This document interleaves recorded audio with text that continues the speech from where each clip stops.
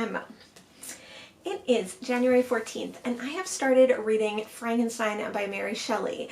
This is the book that I got for TBR Tackle. TBR Tackle is a new booktube game started by Kieran at Katie Books, where you pick a list of 12 books already on your TBR to tackle over the year of 2022.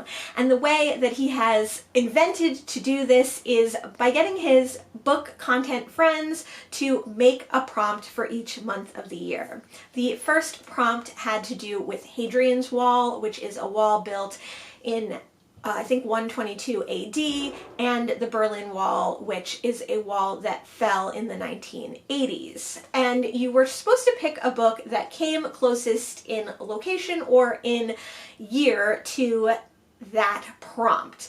I picked Frankenstein off my list because it was written in 1818, which is still far, far closer to 1989 than to 122 AD, but it was the closest I could get to 122 AD. And then the idea of the TBR Tackle is that you read that prompt's book in the month and go down your list. I've never read Frankenstein before, but having read reread Dracula in December, I was kind of already hoping to read this year, and it was already on my radar, so I thought it was a natural selection to put on my TBR Tackle list. This is a classic horror science fiction novel, like I said, written in 1818 by Mary Shelley. I'm surprised that I have never read this. I feel like you get a lot of pop culture osmosis from this book. You know the general story of Frankenstein and Frankenstein's monster, and you know that it is a tragic book in many ways. I think there's also probably a lot of commentary on being a person and what makes a person, on otherness, on accepting and acceptability by people, what they're willing to accept as a person and as a fellow being, and what they're not. I think it probably has a lot of commentary on humanity and what makes someone human or humane, and I'm really excited to pick it up. I did start reading this on audio. So far, I'm really enjoying it. I only got about an hour into an 8-hour audiobook.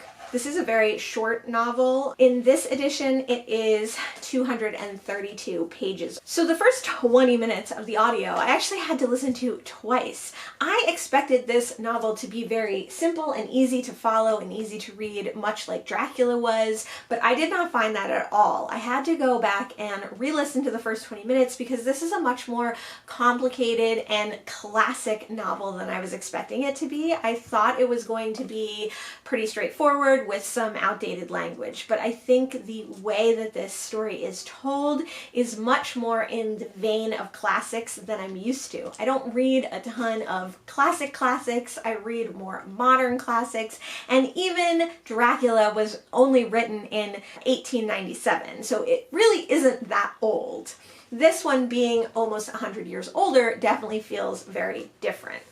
I didn't know that this book was told in epistolary form. I didn't know that this book was a story that was told to someone else. So our main initial first character is not Victor Frankenstein. It is a person who is taking an expedition to the North Pole and runs into Victor Frankenstein. So there's a lot of things that the pop culture osmosis that I have gained about this novel was not helping me on. And then I kind of stopped reading it for a few days, but I plan on picking it back up. I'm excited to find out what happens, and I'm excited to find out how the things that I do know about this novel come into play with the actual novel. I got some mail, and some of it I think is book mail and some of it is not, but let's just open it really quick and see what it is. I don't usually, ooh, that is fun. I don't usually buy a lot of things, but I did do a little purchase recently. Oh, these are not book mail. These are incense. I got this incense because we usually get a very specific kind of incense, but I wanted to try some different things, and this was like a 3-pack. I thought that the packaging was good, but unfortunately it comes packaged in plastic. I guess I should just know that everything comes packaged in plastic always, and there's no escaping that. So this, I think, is some book mail. Does this have one of those fun things? No. This is not what I expected at all, and this was not the book mail that I was hoping, well, that I was thinking that I was going to get, but this is even better. This is a little book that was made by my friend Rebecca, who we worked together at a restaurant in downtown Brooklyn, and she's just like this amazing, wonderful person, and she's very involved with indie publishing and with indie poetry specifically, and I believe this is a little book of her own poetry that she created. Oh my gosh, and it is so beautiful.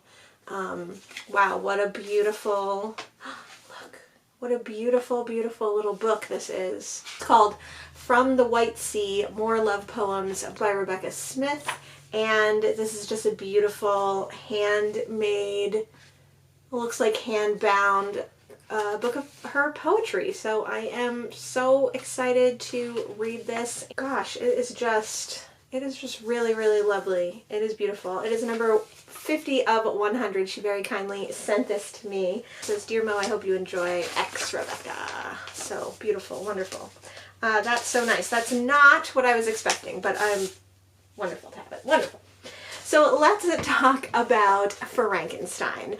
I'm on page 142 and I'm still reading the audio, but I've been kind of going through the pages a little to see like what the breaks are and what's happening. I am enjoying the audiobook and I'm glad that I have chosen out a book. I did read about 30 pages physically with my eyeballs. The language is very difficult for me. It is just in a style and manner of speech that is hitting me very difficultly. It's very hard for me to understand. It's very hard for me to read. I end up having to go back in the audiobook and re-listen to certain aspects of it.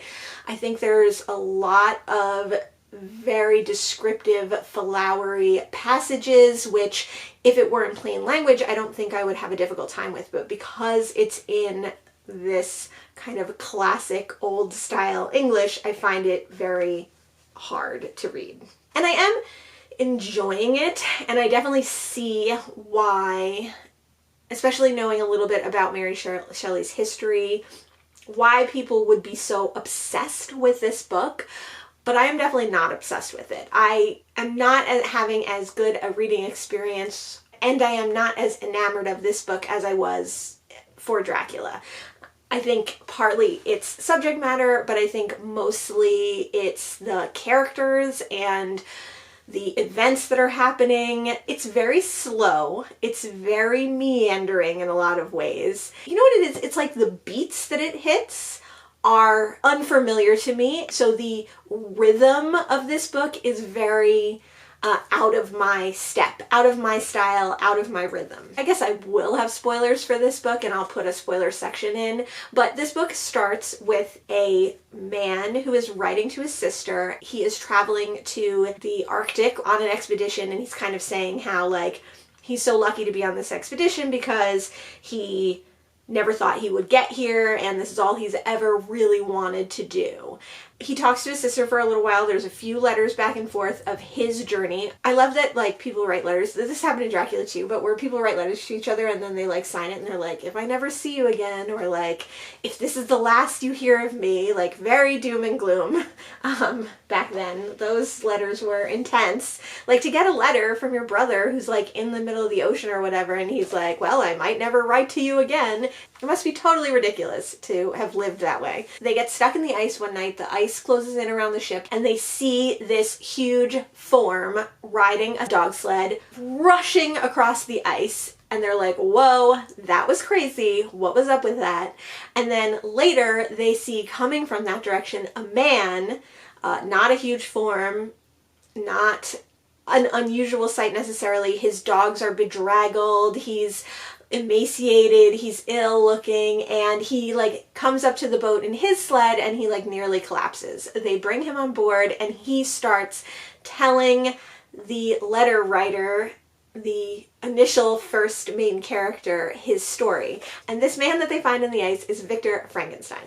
So he starts telling his story from like birth. He starts telling about how his parents were rich and and they wanted him to go to school and he loved study. And then they went to a village and there was like a poor girl who had been adopted by a family, but the family was so poor that they could barely feed their own kids. Victor's family ends up adopting this girl. So they grow up together. From an early age, Victor becomes obsessed with the idea of eternal life, the fountain of youth, the life spring, prolonging life, extending life, and extinguishing pain and sickness. And it's interesting because it's not for any gain of his own. It's not necessarily to have dominion over these powers, these natural forces, but he looks at it and states it more to be about helping people and people not having to get sick and die and people not having to have any cause for death other than accident or murder or something. But he becomes totally obsessed with it. He ends up going away to school to Germany, and there he conquers death. It's kind of confusing in the book how he does this. He's basically just studying a lot and then studying chemistry, and then there's like one small passage in the book about how he gets body parts and stitches them together and creates life. There's none of the like laboratory, there's none of the lightning, there's none of the white coats, there's none of him being an actual doctor. He's just a student. There's no explanation for how he did it. And he does say to the person that he's talking to on the ship that he's not going to tell him because it's such a horrible burden to bear. So he wouldn't tell you the secret of how he does it. So there's no lightning or anything like that that you see in all the movies. He creates life from death. He conquers death, and his creation is born, reborn, and it's terrifying. Of course, it's like this huge behemoth. It's all crazy looking, and he's super scared of it, and then he like falls away into a faint because he's been working himself so hard and digging graves and stuff at night. The creature runs away. Victor Frankenstein's like, I gotta leave. He goes out. His friend, who was like his BFF from his childhood, happens to be there as Victor walks out after this amazing catastrophe. His friend is coming to see Victor, and he's like, you haven't talked to your family, you look ill, and what's going on with you? And Victor's like, I don't know, nothing, I'm fine. And he like collapses, and his friend has to nurse him back to health. So his friend nurses him back to health, and Victor's like, oh, I hope that was like all a dream. I hope that I didn't really see that. I hope that it wasn't true. How could I have created such a monster? His BFF takes him back to his family, and as he's getting ready to go back to his family and as he's getting closer on his journey, his father sends him a letter and says, like, I wished that I could have spared you this. I wish that you didn't have to know, but I couldn't have you coming home to this information unawares. Your brother, your younger brother, the apple of our eye, was murdered. He was strangled to death. His body was found bruised and broken. Your sister, this girl that he's grown up with his whole life as sister, as cousin, is totally distraught. You have to come home right away so that you can help us out. Victor's already on his way home, so he goes home, and as he goes home on the train or something, he sees the creature running and crossing the mountains, and he's like, oh my god, the creature killed my brother. This has been like years, literally years, since he's seen the creature, since the creature just escaped. He made no attempt to look for it. He made no attempt to figure out what happened. You know that Victor's health is already failing. It's already tenuous. And now he sees the monster hundreds of miles away from where he was years later. And you're like, hey, well, he's crazy. That's not true. Victor goes home. He finds out that his brother William was murdered. He finds out that a young girl who worked for the family as like a maid and house servant has been accused, and she is going to hang for it. And he feels terrible, of course, because he's like, oh, the monster actually killed him, and now he's really killed two people, so this is really all my fault. And by proxy, basically, I murdered these people. I murdered my own brother that I love dearly. There's a lot of that idea of responsibility. The girl who is accused feels responsible because she can't quite say what happened. The sister slash cousin feels responsible because she's like, oh, if only I could have taken care of the family better. Obviously, Victor feels responsible because if the monster did kill his brother, it's his fault. But the whole time I'm like, how would the monster have gotten there? Why would he have gotten there? So that whole first part ends. The poor girl is hung. Horrible. And then there's a break, and there's like a second part of the book. So the second part of the book, Victor's like, I gotta get out of here. I can't tell anybody what happened because they wouldn't believe me anyway. I have no idea how I could look for the monster. When I do find the creature, I will seek revenge and I will kill the monster.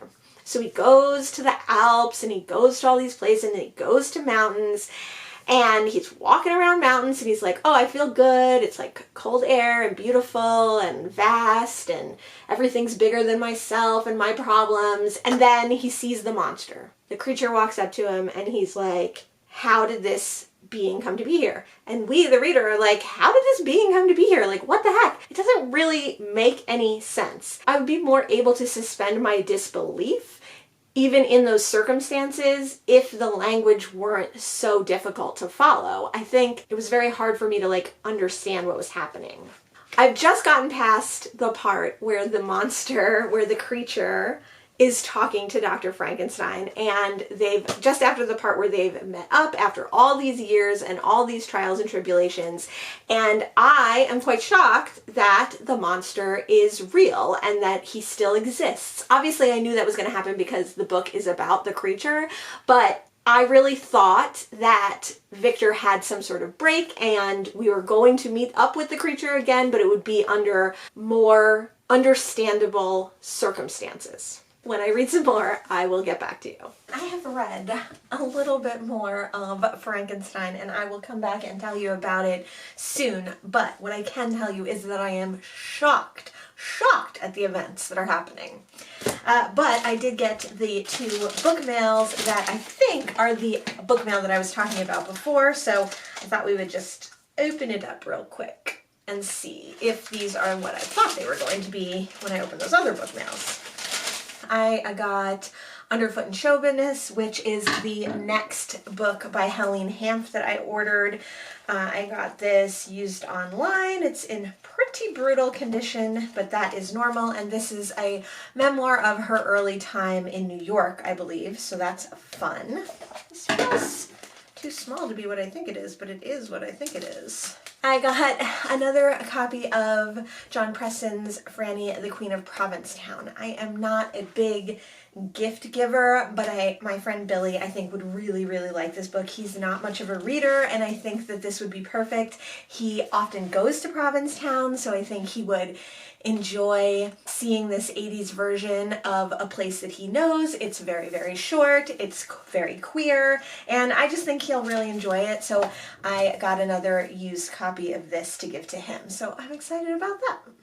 So I'm about on page 159, 160. I'm so shocked at this book. One, I did not know what this book was about. I don't know where I left off exactly, except that I know that I kind of thought that Frankenstein was full of shit. That he couldn't possibly know that the monster was there, and he couldn't possibly know that the monster killed his brother William. There was no way that the monster could have done it. But then he finds the monster, it's there, he sees it. I'm so shocked that the creature did find somehow and kill his brother. Like, I was totally flabbergasted at that. I had no idea that that was going to happen, and I really didn't think that the monster was going to be a monster. I thought he was just a monster in the eyes of Frankenstein, a monster in the eyes of society, not an actual murderer. And then he like frames the girl who is accused of the crime, and by doing so kills another person. And of course, again, all this blood is on Frankenstein's hands. I just didn't think that the creature was going to go there, you know? And then Frankenstein, like, he knows this is happening. He's like, I'm gonna look for the monster, but then he doesn't look for the monster. He like goes to the Alps. He finds the monster. The monster's like, yo, like, this is your fault. Frankenstein's like, I know it is. The monster tells his whole story, this whole tragic evidence of what's happening. He tells about the murder. He explains that he did murder William, that he did murder the girl, that he did set her up. And as he was setting her up, he was like, oh, I want a lady. So he's like, Frankenstein, in order for me not to just like wreak havoc, in order for me not to just like kill a bunch of people, you have to make me a woman, a creature like myself, but who's a female counterpoint. Who thinks that's gonna work? You can't make someone love you. You can't make someone be with you. Like, obviously there's a problem there. There's like a flaw there in the creature's thinking. And then Frankenstein's like seriously considering it. Even though Frankenstein wants to destroy the monster, he realizes that there's no way that he could win in a fight. There's no way that he could best the creature. So he's like, oh, I'm gonna make him a lady. The creature promises to not harm anyone. He promises that once his counterpart is created, he will go away and he will never come back. He will never be part of society. He will never impinge on humanity ever again. How are you making decisions for this woman that you don't even know, and you don't even know what she's going to end up being like? Because obviously the creature's personality and the creature's visage and the creature's humanness is nothing that Frankenstein thought was going to happen. How is he going to have any idea what's going to happen to another creature, or how that creature is going to react, or how they're going to be? It just seems really like silly, especially for Frankenstein, who he's very rash, but he was smart enough to make a creature, so he must be smart enough to realize that he can not undo his mistake by making another mistake. And then the creature is like, I'm going to follow you around, I'm going to make sure you do this. So Frankenstein agrees to make a female counterpart, and he goes off, but he has to do all this research, and then he has to go to England, and he's like, well, I just hope that when I go to England, the creature will follow me and will leave my family alone and not murder them. Which is like, you're putting a lot of faith in this person who's already proven that they are rash and that they're willing to kill and that they're pissed at you. Before he leaves for England, he talks to his father, and his father's like, Frankenstein Sr. is like, I think I know what's wrong, what's been wrong with you. I'm glad that you're taking this trip because, like, if you don't want to marry Elizabeth, you don't have to. That's what we wanted, your mother and I, but, you know, you don't have to. Which I'm like, they grew up together as brother and sister. They grew up together as cousins. They're not technically related, but I'm sure that Frankenstein looks at her as her sister, but he's like, no, I love her. I totally want to marry her. But it's weirdly, like, not romantic. And he's, like, weirdly more enamored of Clavel in a lot of ways. And so he brings Clavel with him to England. And that's where I am so far. So I only have 80 pages left. I have 2.5 hours on the audiobook. I saw that Kieran posted the next TBR Tackle prompt, so I want to let you know what happens in the end of this, let you know how I feel about it and my final thoughts when I come back, and also watch the next prompt for our TBR Tackle book for February. I finished Frankenstein yesterday, the first day in February. I guess my conclusion is, like, Frankenstein is such a jerk. He's like such a chump.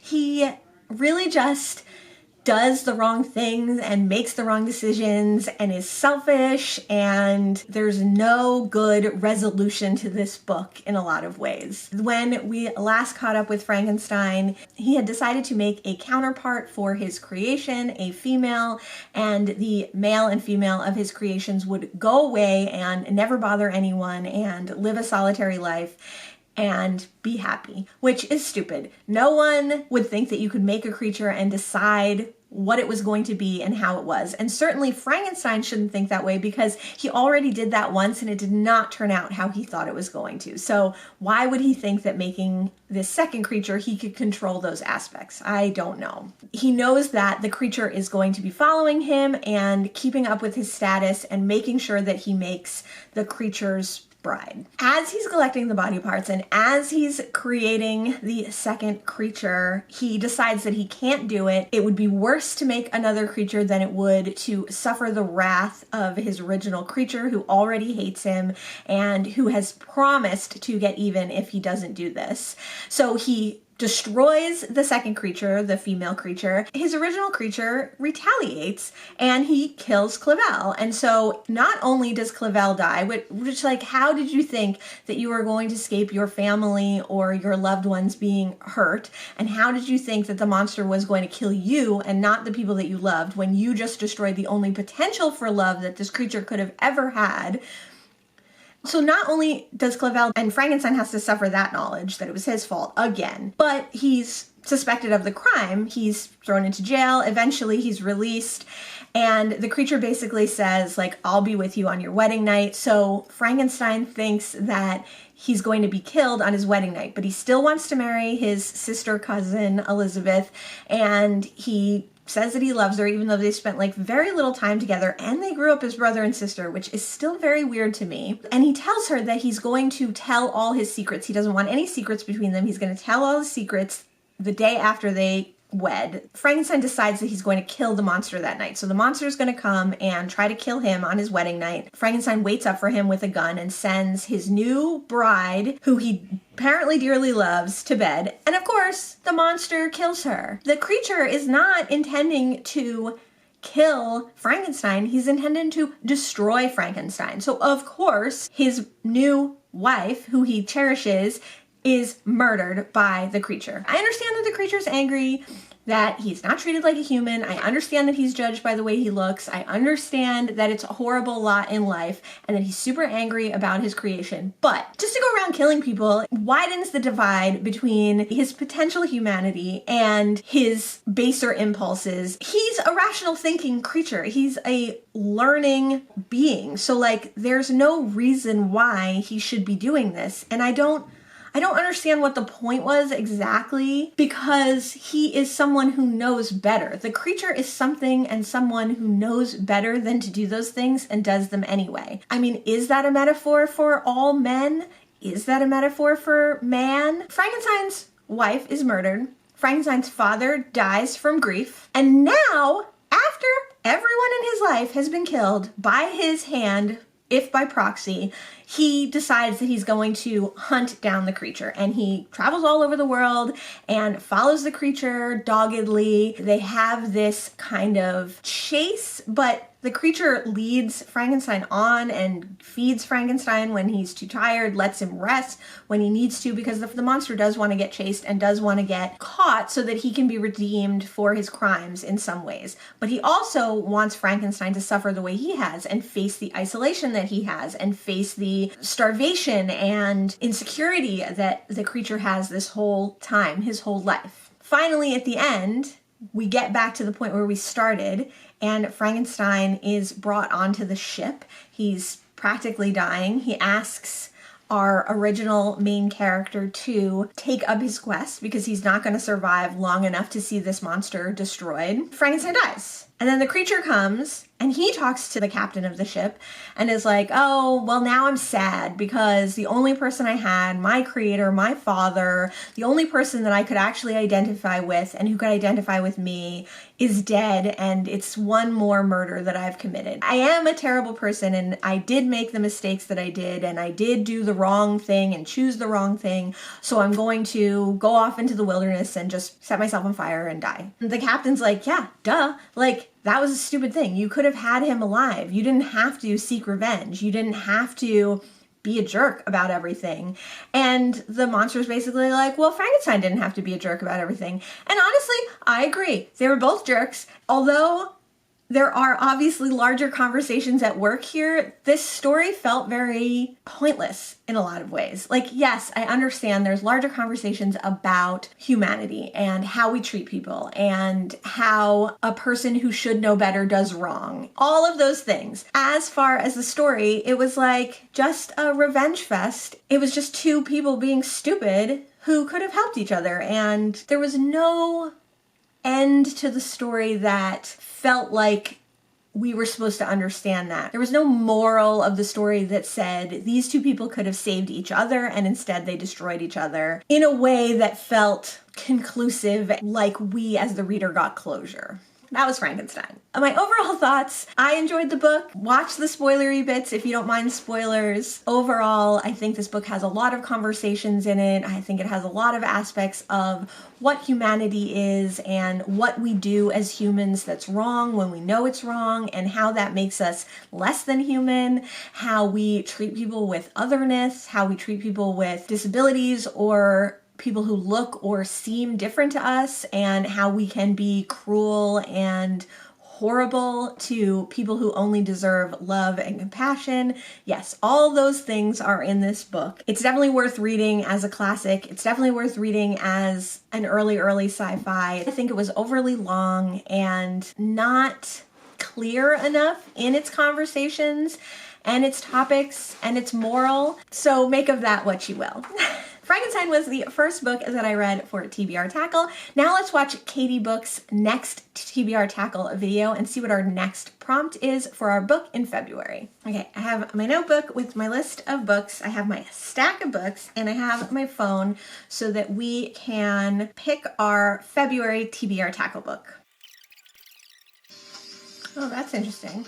That is a question that I had. So Katie just said that you should have your 12 books and read one at a time. Like, don't rebuild your stack. But if you do read those books off your TBR, like if you choose to read a book not for TBR Tackle, then go ahead and refill. So in January, you should have 12 books. In February, you should have 11 books. So you see what I'm saying? I think you get the idea. The next prompt is by Jill from The Book Bully. She showed her cat. That is cute. I like that she showed her cat, but the prompt was extremely confusing. Let's see what KD says about it. Now KD is showing his cat, which makes me think that I should probably show one of my cats. So the first part of the prompt was Jill picked an item from a dollar store and the price of that item was the exact page count that your book should be. And that was 125. So I looked at all the books that I have in my stack and I do not have a book that's 125. I only have books that are longer than that. So she said if you have a book that's under 125 pages, you have to swap your longest book on the list for a shorter book. If you only have longer books than 125 pages, you have to switch the 3 shortest books on your TBR Tackle list for 3 longer than that books. I only have books that are longer than 125 pages. The closest I have is Buddha in the Attic. So if I were going by her rules, I would have to go ahead and pick out the 3 shortest on the list and then swap them for longer books. And then she says one of those longer books that you now have put on the list has to be the book that you read for February. Give me a minute. The 3 shortest books I have are these 3. But I don't want to get rid of these 2 because I kind of thought about it later after I made my TBR Tackle list that it would have been nice to only have people of color or only have Indigenous authors or only have translated works on this list, but I didn't do that originally, so I just stuck with it. But this actually gives me an opportunity to change that. One of the things that KD said was that if you want to play with these rules, play with these rules. So I'm definitely going to play with these rules. The next shortest books that I have on my list are these 3. And so what I'm going to do is leave the one by a person of color. And I'm going to swap out these 3 books that were very short, some of the shortest on this list, and also written by white authors. Let's go see which 3 books I'm going to switch these 3 books for. So I swapped out the 3 shortest books on my list that were written by white authors. Those were Cargo of Eagles by Margery Allingham, that is a mystery. The Secret Agent by Joseph Conrad, that is a espionage spy. And The Cat Who Went to Paris by Peter Gethers, which is a nonfiction. All books that I'm super interested in, but I think for this prompt, this totally works. And I'm going to swap in all books that are longer than those books, which is The Only Good Indians by Stephen Graham Jones. This is a horror written by an Indigenous American author, or I believe Canadian, Indigenous American or Indigenous Canadian. It sounds really graphic and really scary, but I do want to read it, and I just think I will never read it if I don't put it on a list or make myself read it. It's one that I've picked up several times but always never actually read. Then I picked up Blonde Roots by Bernardine Evaristo. This is the only Bernardine Evaristo that I have. I think like a young adult book, but about like a historical retelling or a swapped history where the Black people are the majority and the white people are discriminated against. Sounds really interesting. I'm super interested in reading something by Bernardine Evaristo, and this is the one that I have. And lastly, The River Between by Ngugi Wong Thiongo. This is an African author who I've been meaning to read. Ben at Dim Antidote really likes their work, and I'm super interested to read it. I found this one in a little free library, and it is still quite short. I think that this is the book I am going to pick for my February TBR Tackle List. This is one that I wanted to read in February anyway, and was kind of putting off.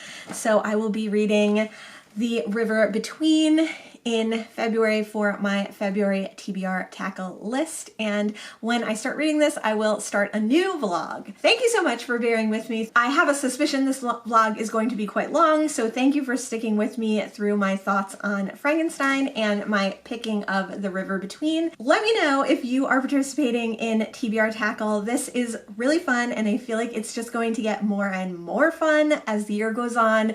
I loved the Book Bullies prompt, even though it was really confusing at first. Thank you so much to Kieran. If you haven't started participating yet, it is not too late. So get out there and make your TBR Tackle list, and I'll see you in the next one. Thanks so much. Bye.